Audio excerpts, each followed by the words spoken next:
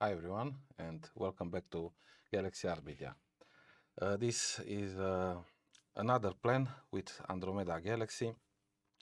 I started last month a mosaic of 7 panels. However, when I wanted to make the mosaic and stitch the panels together, seems it wanted to stack only 5. So I decided to focus on 5 panels and gather more data because I had very nasty weather this autumn, so I could not get the hours that I wanted on each panel, like 30 minutes to 1 hour on each. So now I'm gathering more data. I already placed there some images on the top left of the screen with the results and the stack of the first plan in the thumbnail of the video. Now I'm gathering more image so I can get better signal to noise ratio. I'm using Nina for this mosaic. So now I will go from the second plan up to the sixth, I believe.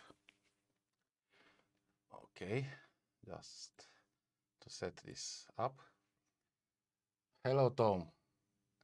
Nice to see you again. How are you doing? Hello, Conrad. Hello, Mario. How are you doing, guys, tonight? So, I'm waiting for your reply. Thank you, Matt. What did you use to capture Andromeda Galaxy? Also, if you are new to astrophotography and you use a DSLR, I do have also a tutorial, but you probably already watched if you did capture 3 days ago. However, if you are shooting with a DSLR, you can check also the video. I place it in the description. When I did capture with my DSLR camera, I did had some issues with fog with the lens. Now here with the telescope is easier with this large dew heater that is a dew shield that also heats. So I will show you. I'll go here and get start live view, and I have a ASIAIR camera infrared, and I can see without having any light outside the equipment. And I have this big dew shield here that it's also heating the telescope, so it will not have any dew on it. But with lens, you should probably use dew heaters. And even so, you still might have problems, and I had to use also a hair dryer.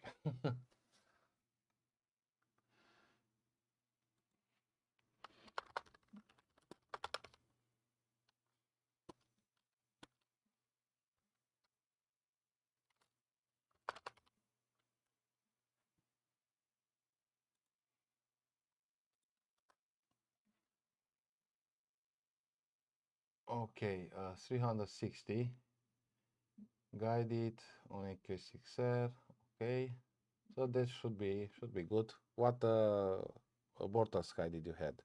Light pollution is when you have equipment, light pollution is the worst. So 533, a smaller field of view than this camera. I am having the Altair 26C. Is the same sensor as ZWO 2600 MC Pro. So it's APS-C sensor. But yeah, with the Maksutov, I still need to make a mosaic. With my other telescope, the wide field refractor 420 or 360, I got a huge field of view. We can actually see it. Let's see. I have an image here. It should go in the top of the screen a white field, but I can place another one in OBS. I can change let me show you first what I got first night with the Maksutov. First nights, let's see this. Okay, so here we have the center part. Here I think about 1 hour integration. It took me 3 nights to get like 1 hour in one night, half an hour, and 2 hours and a half or something like that. So I started with 7 panels, I stacked 5, and I can actually now also zoom out or go like this to show some details here with the Maksutov. Then I can show you also what I've got with the wide field refractor. So if I go with the wide field refractor, I can upload a new image. I'll show you that. Okay, so this is what I got with the, I think I had 360 millimeters. Probably I forgot the reducer. So yeah, I had 360 millimeters, and I will show now the result. So now we are zoomed in a little bit, 360, but I can make it smaller. So I can make it smaller. Just is annoying that I need to drag it like this. So we'll be able to see the full image. Okay, a little bit more. Okay, something like this, almost.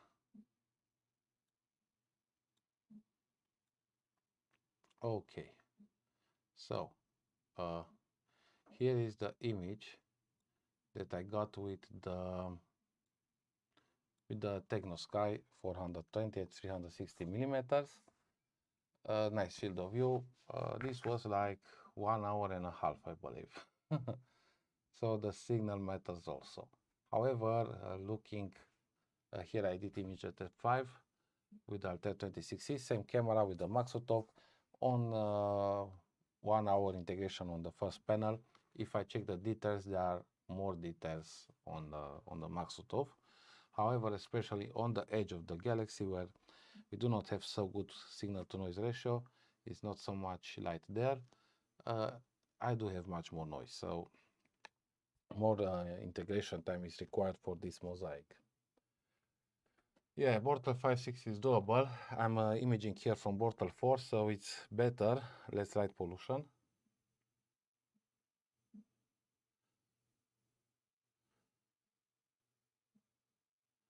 Who, me? You want me to stand up? Hello, Sahara channel. How are you doing? How are you doing, guys? So, Matt, if you want, you can share your image with Andromeda. I also have a group on Facebook. You can check it. Galaxy Art Media Astrophotography Club. Gamma Astrophotography Club. It's shared also on the homepage of the YouTube channel, so you can go there and you can check the link, and you can share and ask questions also on the group. Yeah, it's really nice. When I bought my first telescope, the Skywatcher ED80, I was thinking to image first Andromeda, but it was not yet so high in the sky, I believe. It was so it was probably very low or not visible. I'm not sure. It was I think, yeah, it was not visible. It was March, I believe, or April, something like that. And I captured the Whirlpool Galaxy. But later in August, September, I captured also Andromeda, and I went also in Borta 3. And 1 hour in Borta 3 was amazing. Even if I went a little bit too high with the ISO, it's not recommended to go too high. So I think it would have been best an ISO 800. I went with ISO 3205 minutes with my DSLR and the ED80 at f6.3 focal ratio.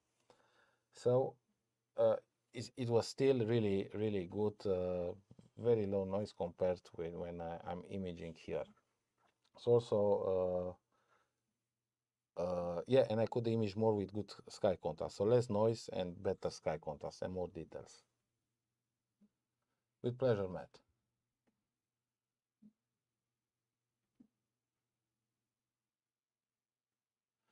Yeah, it's very tempting to get, especially the blues. They are more saturated and get more, get also more purple there on the rings, on the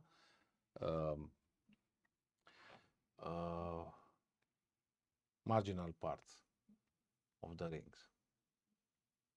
So let me close the image and let's get back to our life here. And seems, yeah, some of the clouds went away. I starting to see the galaxy again.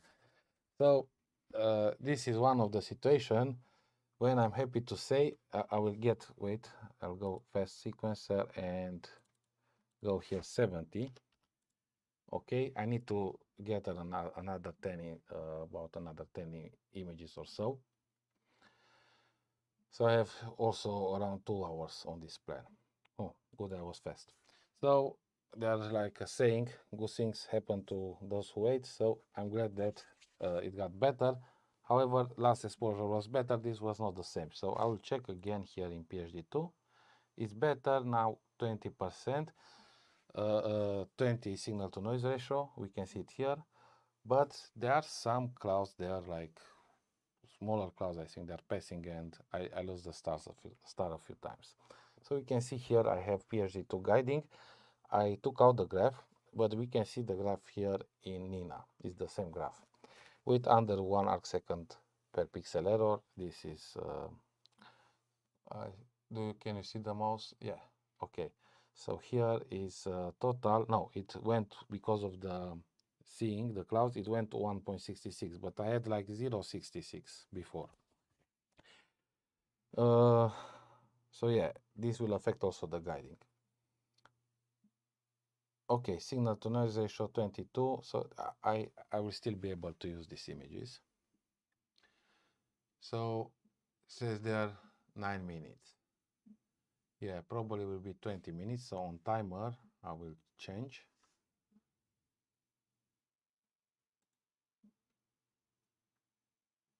Scripts. Okay.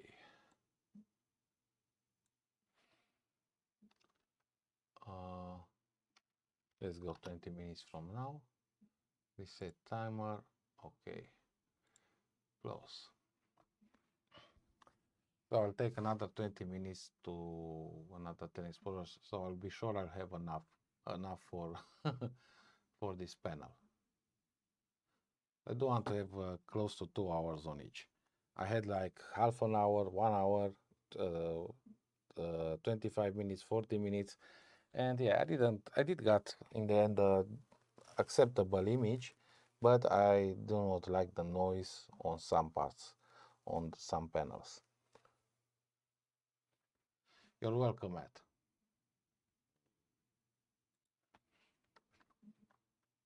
Okay, so probably here I will end the live stream for the live view of the equipment for the moment.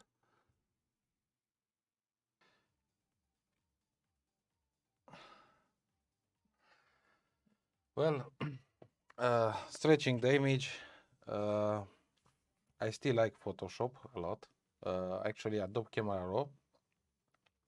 However, recently I started also to use PixInsight, so I'm doing some processing before the stretching the image phase.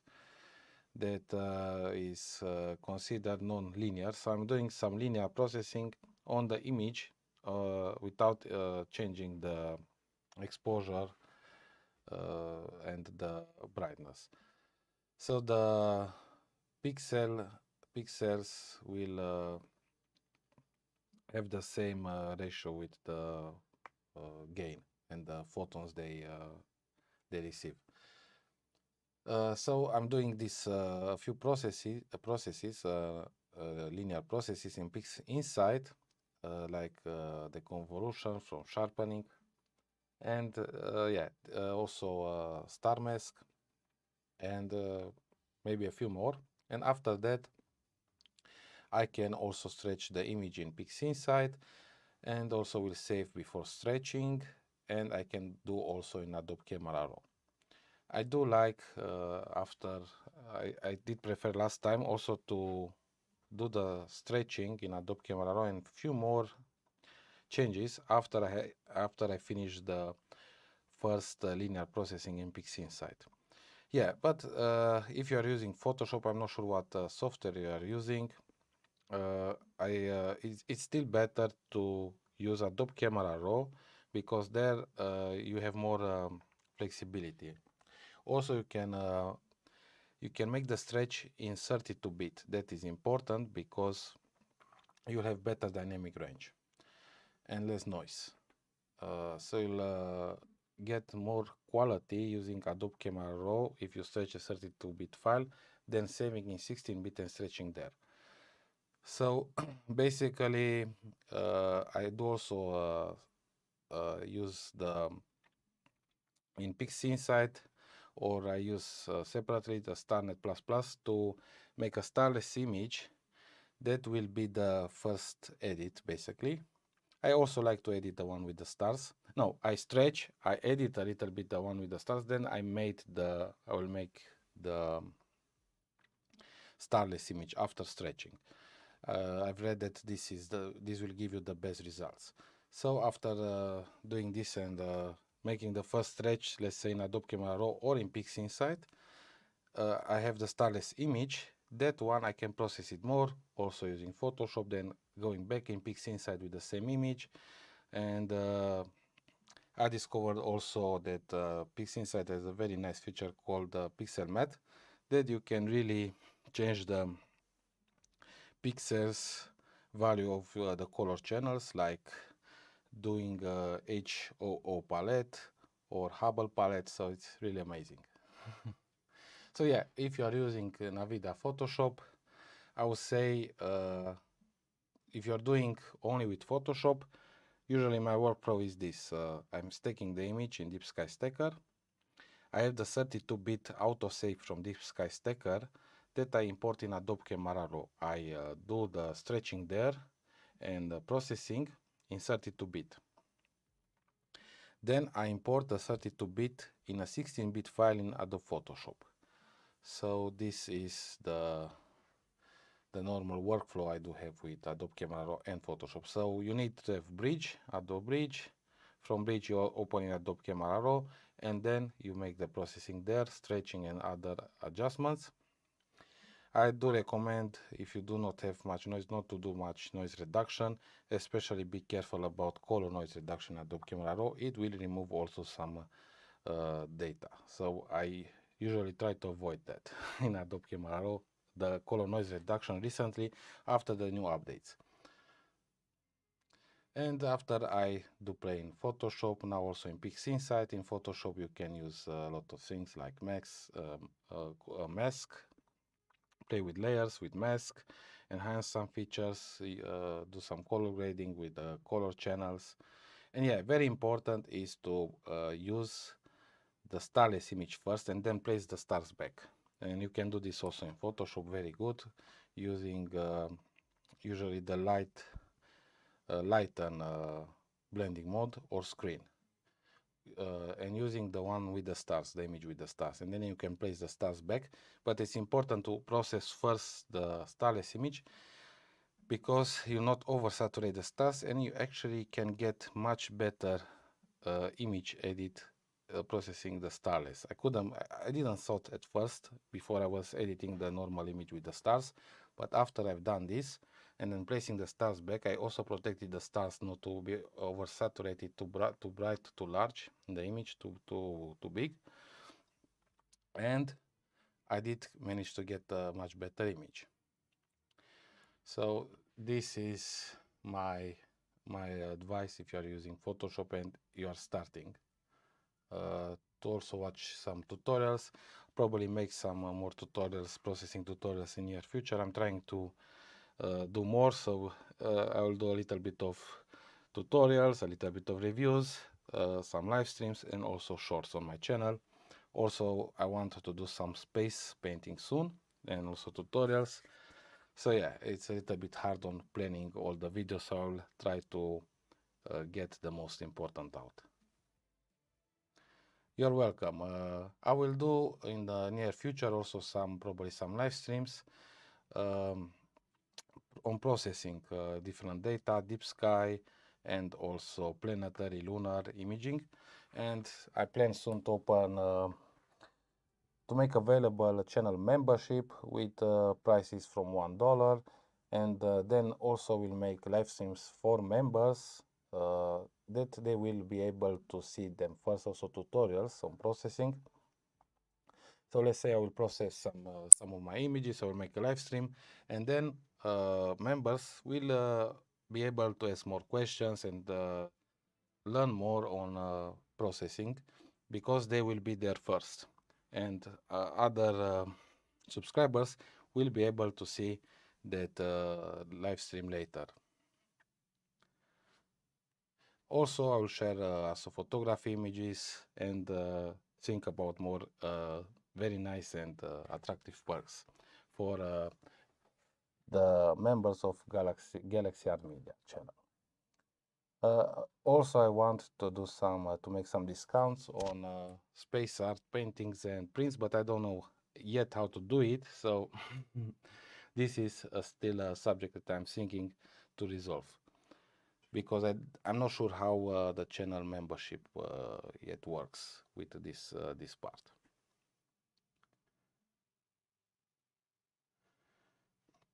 Yeah, well, gradients in Photoshop, I didn't have too much because here I'm in Portal 4. I do have when I'm imaging with the full moon. So usually I took them out, most of them in Adobe Camera Raw, using basically the gradients there. The gradient, yeah, I'm not sure now how it's called, the gradient, I think gradients lines. And I could use those and reduce or increase the blacks or exposure. And basically I would have reduced mostly with those gradients lines in Adobe Camera Raw. Also, I could use brushes. So this is one way. Another way is to change the colors a little bit, the color temperature if you have bigger problems. So there are a few ways. As I said, I'm not quite an expert on this because I didn't have too much light pollution to face here in sky with Portal 4. So if you have more light pollution, yeah, you probably might need more than what I'm telling you now. Since I didn't process so many images with that problems, I was okay with this, using the gradients lines in Camera Raw and some brushes. And another thing that helps, I almost forgot, is flats. So do calibration and do flats, and they will help a little bit with vignetting. So can help with that. However, with the light pollution, you probably need also to do some color grading and reduce the light pollution also by changing maybe the colors or color temperature. I did try that in the past and it did work. However, yeah, there might be several ways to do this. Also, there are ways with other software, not Photoshop, PixInsight, AstroPixel processor, that can reduce and remove the light pollution. However, yeah, these are the methods I did use in Photoshop and work for me here with my light pollution that I got in Portal 4 Sky. Well, I hope this helps. Probably you're already doing that with Photoshop. I'm not sure. Let me know in the chat. I'm really sad that I cannot see anything here. Let's try another exposure. So clouds went to get to the galactic, to the center part. I was lucky I was able to image here in sequencer 2 of the plans. Plan 2 and 3, I got to plan 4, and here nothing, clouds. So that's not nice. These clouds came when I arrived to the best part.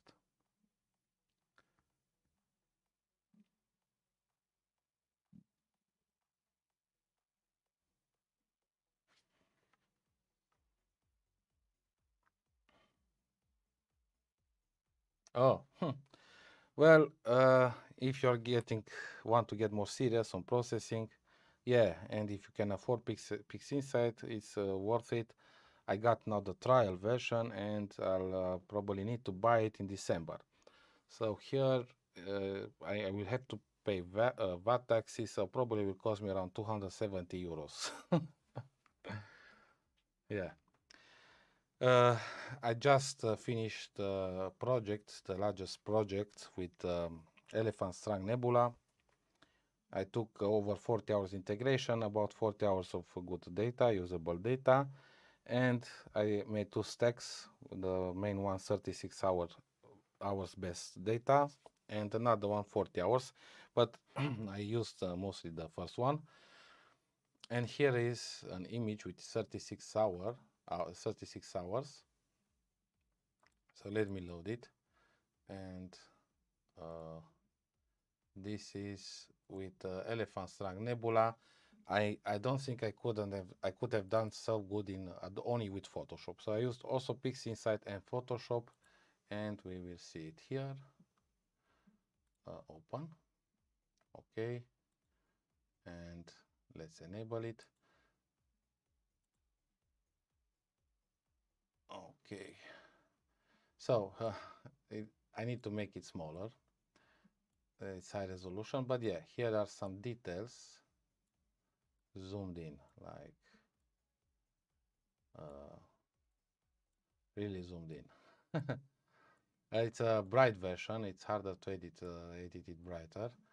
You need to be very careful how bright you go, to not oversaturate too much the colors to protect the stars. So yeah, it's to get the blues, it's also harder, and to get enough brightness after in the H alpha region. So let me try and make it smaller now. Okay. I haven't posted yet. I just finished today to place also a watermark on it. Actually my name, and made some crops. Yesterday I finished, and today I made a few more crops and placed a watermark. And yeah, I do want to try this image for an iPod on NASA. Astrophotography picture of the day, and see if and try to see if it will be picked. This is, as I said, my biggest project. Let's try smaller. Okay, so large. Okay. Almost. Okay. So, finally, here is the image. Yeah, start a telescope. This will depend mostly on your budget. So, if you want something with lower investment, I do have a video that I made for Christmas, also is good for Christmas gift. The best telescopes under $200. So if you want to spend less, I would go from there. Also, I will test soon, in a couple of weeks, a mobile telescope called Dwarf 2. It will do plate solving, it will track, has Go 2. You can just place it on a tripod, and it has 2 lenses, 35 and 100 millimeters, and you can do astrophotography. That's one that I really need to test. I'm really curious how it will work. And what I do also recommend, at least an equatorial mount if you want longer exposures, and wide field refractor like the one I have here. I will show you in a moment. Let me finish with this image. So yeah, it's just beautiful. This one, 36-hour integration time, 720 images of 3 minutes with the Altair Hypercam. Also, if you can afford, you can do also astrophotography with a DSLR, but with a dedicated astrophotography camera, and especially a cool camera, it will give you better results. And I tested this year, Altair 26C, and I got this amazing image, much better compared with my DSLR results. Okay, now let's change to Andromeda, and here is the first stack from the first live stream, how I started the plan. I will load it now. So let's see, Andromeda, and let's check the first one. Okay, and let's see. Here is Andromeda Galaxy. This was like 30 to 1 hour on each panel, 1 hour on the middle, and rest about 30 minutes. So I need actually more more integration time to get the best results here. With a wide field refractor that is brighter than the Maksutov, because it has less focal length, you actually can get brighter results, better signal to noise ratio, but not so much details. So with 1 hour, 1 hour and a half, you can get a very good result. With galaxies also will help a lot to go in darker regions, darker areas with darker sky, less light pollution. And if you are just, if you want to invest even less, you can just start with a DSLR and a tripod. And I have link here in the description of the video how I captured Andromeda Galaxy using a DSLR, a lens and a tripod. And yeah, you can get a decent result, not as good as with a telescope and a mount, but it's good with this equipment, with a DSLR, and if you're starting out, still will be a challenge. Anyway, it's doing astrophotography with a DSLR, even if you are experienced, it's a challenge because it's not easy. You need to stay there to check the plan, maybe to focus a couple of times to see if you have humidity on and dew on the lens, and yeah, it's a challenge.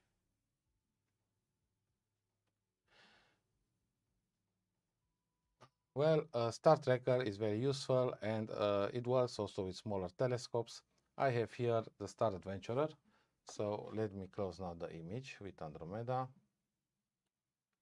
I'll go first like this, and now we close it, and we'll try and go also with the camera here on loop and see if we see something or not. And yeah, also here is stopped. Let's press looping. Yeah, is still nothing. Okay, and yeah, so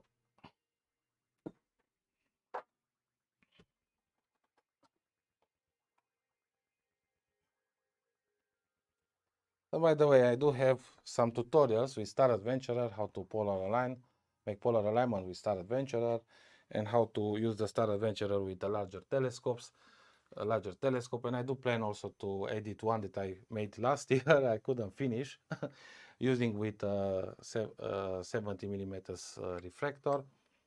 Also here you can see I use the mini tripod. I have actually two weights because of my Maksutov. I use it also with the Star Adventurer, especially for planets, because for deep sky is very hard because of the focal length. It's possible, but with shorter exposures and the focal length will be make harder the objects to be found in the sky. But yeah, using with a telescope that is a little bit unbalanced on the side, you basically need to get better balance with the Star Adventurer, another weight, maybe with a dovetail or other way, to balance it sideways. Like here, I have a very small dovetail bar. That totally it gets like 300, 400 grams. That balances on the sideway the telescope, the mount, and the telescope, and it will give better tracking.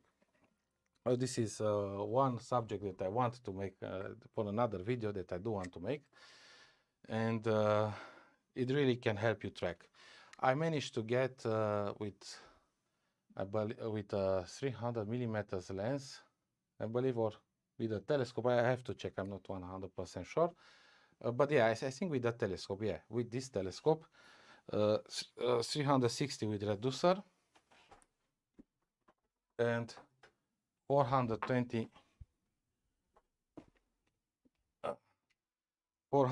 without reducer.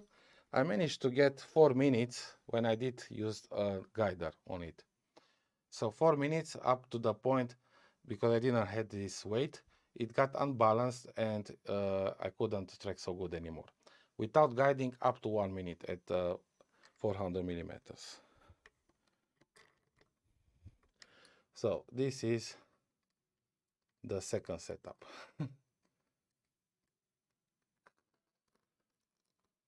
Okay, Radian 61, I haven't tried it. So in case I make a review, I cannot say for sure. The best is to check reviews and see the quality. I bought this TechnoSky triplet 70 Apo. It didn't cost much.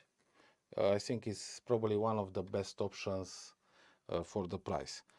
This costed me around 700 euros, but the euro was cheaper, so probably now you can find it even cheaper, like 600 euros or $600, this telescope. And it's 420 triplet with FPL 53. So yeah, I cannot advise much on the telescopes that I haven't tested. Only if I did watch reviews recently and I want to buy it, and I can have like an opinion, but not verified one by me. Until you test, you don't know for sure.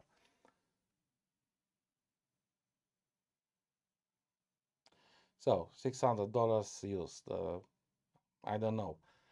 Well, I guess it will depend on you. I bought this new that is now like 600 new. This one.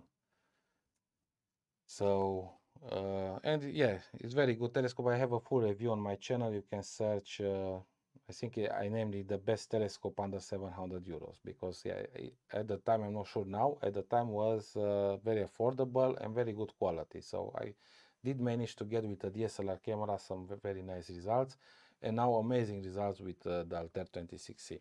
Really amazing. So this is the setup. With the and yeah, let's say now let's see if it's balanced now. It's too heavy because I have two weights, but yeah, if I remove the weights, I go. Now I need to take out a lens weight or to place a heavy camera because now it's too heavy. So yeah, I can actually just go like this and move it. Okay.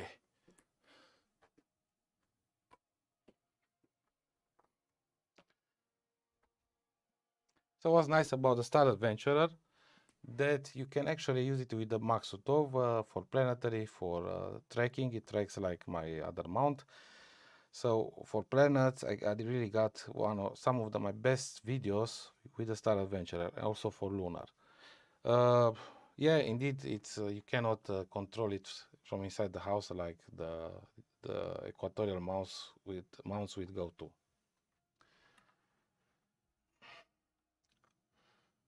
Okay, so clouds are a big issue. Oh, I started to see some stars here on 20 seconds exposure. So here on the upper part, there are pictures that I took with the Skymax127 and one wide field with the refractor.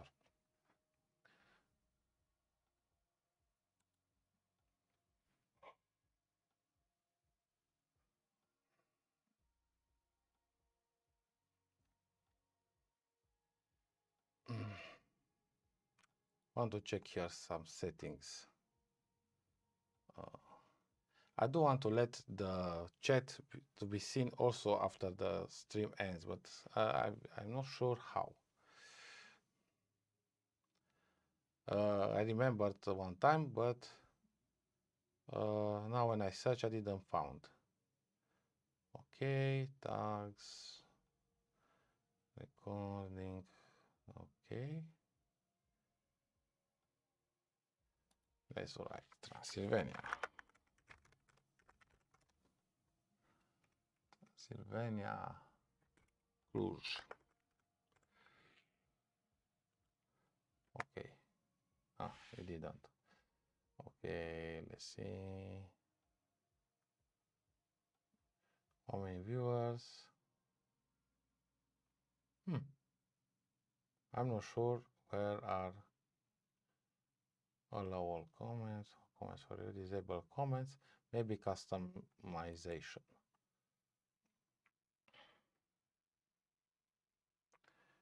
Okay. Live chat, live replay. I cannot find.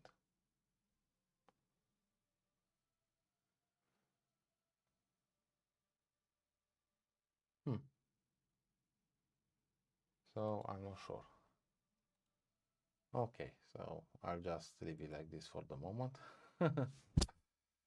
Yeah, so it seems it does not want to get better with the sky conditions. Here I will show you here on framing. Here I make the mosaic in using Nina, very good software if you start.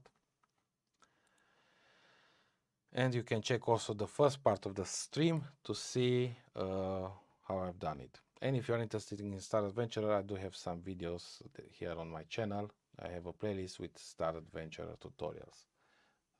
I wanted to make more, but unfortunately couldn't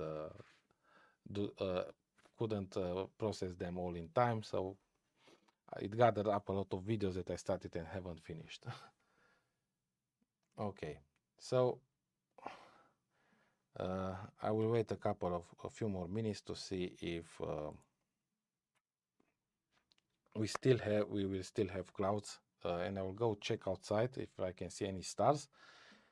And yeah, if not, I will stop the live stream if we cannot continue anymore, and I will do the other 3 panels in another night. So for the moment here, PhD2 guiding, it shows me blank. And also here, exposure time at 20 seconds, I cannot see the stars. I will go and check also outside to see how badly are the clouds. Before I'll do that, I'll show you also here in live stream.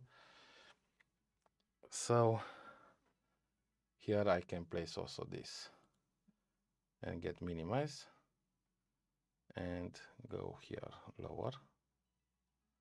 Okay. And we'll go a little bit outside to check the sky. So short break.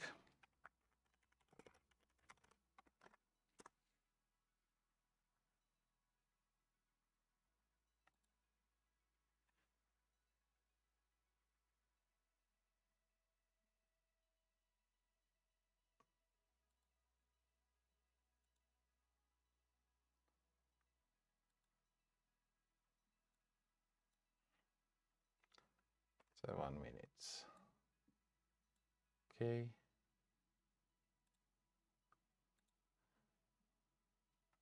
So I'll check the sky, wait a few more to see after this break if the sky will go away or not, and I will make also a publicity break like on the TV.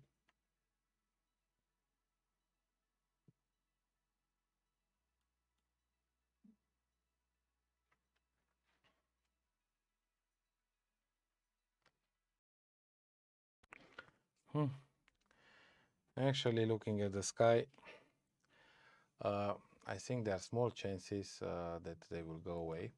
And it seems it's 2:38 a.m. I can't believe it. So I got real tired. Okay, I will also type here a message on the chat.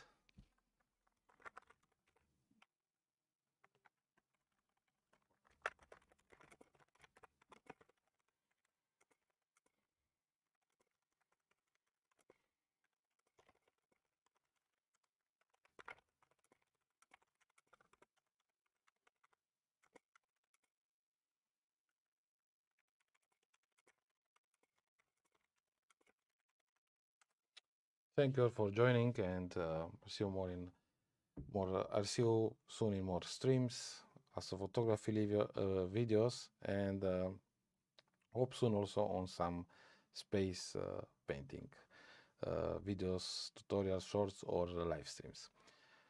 And let's hope I'll get better conditions, better sky. I'll get back the camera now. Oh, I do have the camera, seems. Yeah, it's still there.